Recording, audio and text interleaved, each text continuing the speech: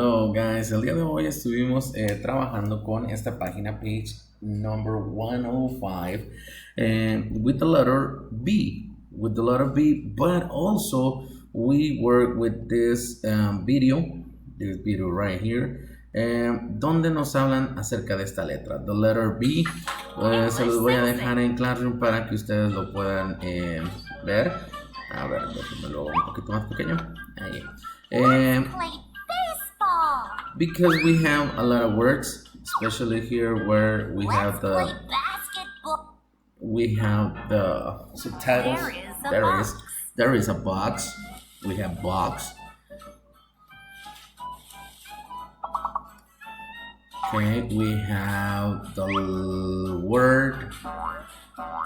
We have ball, bounce. We have bear. We have bird.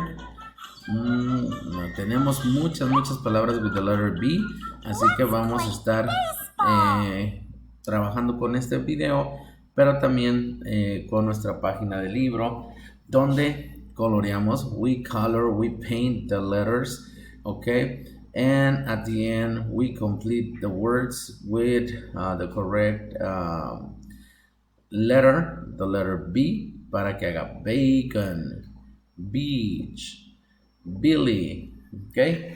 Y con eso terminamos nuestra página de libro.